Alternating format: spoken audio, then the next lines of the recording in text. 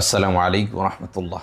বন্ধুরা, 15 এপ্রিল থেকে শুরু হতে যাচ্ছে আমাদের তদবির ও রুকিয়া শিক্ষা কোর্স। যেই সমস্ত বন্ধুরা ভর্তি হতে আগ্রহী, ডিসপ্লেতে দেওয়া নাম্বারে যোগাযোগ করে ভর্তি হয়ে যাবেন ইনশাআল্লাহ।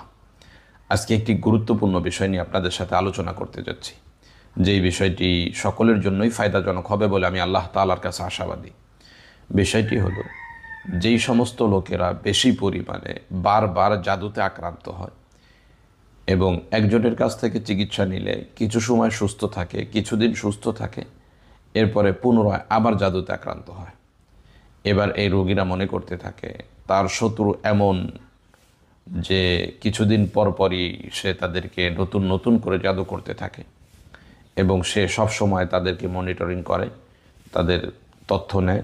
যখনই তারা চিকিৎসা করে তো তারা দ্রুত আবার জাদু করে ফেলে। এরূপ একটা ধারণা আমরা অনেকেই পোষণ করে থাকি। অনেক শত্রু এমনটা করেও। বাকি এই সমস্ত জাদু থেকে বাঁচার জন্যে আপনার নিজেকে কিছু সতর্কতা অবলম্বন করতে হবে, যেই সতর্কতা অবলম্বন করলে আপনি এই জাদুগুলো থেকে মুক্তি পাবেন, বেঁচে যাবেন ইনশাআল্লাহ। স্বাভাবিক অবস্থায় যারা অধিকাংশ সময় অপবিত্র অবস্থায় থাকে,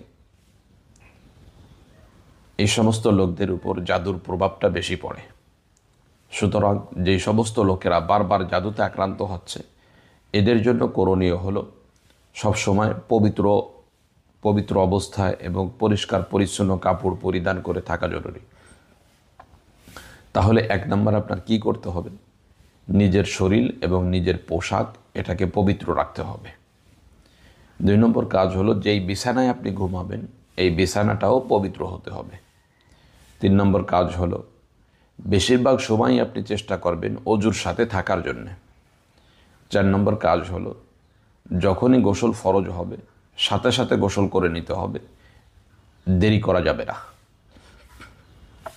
5 নম্বর কাজ হলো, প্রস্রাবের সময় খুবই সতর্কতা অবলম্বন করতে হবে, যেন কোনোভাবেই প্রস্রাব কাপড়ে বা শরীরে লেগে না যায়।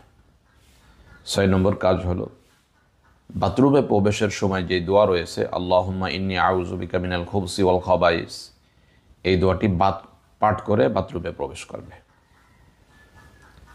আর একটি কাজ হলো, বাথরুমে প্রবেশের পর অযথা বাথরুমের মধ্যে বসে থাকা যাবে না এবং বাথরুমের মধ্যে অশ্লীল কোনো কাজ এটা করা যাবে না।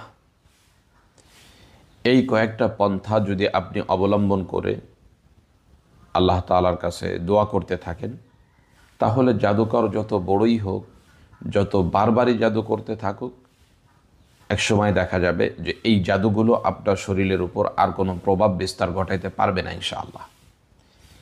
এই আমলগুলো এমনই যে আপনি যদি ভালোভাবে গুরুত্ব সহকারে করেন, তাহলে জাদুর কোনো প্রভাব আপনার শরীরে আর বিস্তার ঘটবে না ইনশাআল্লাহ।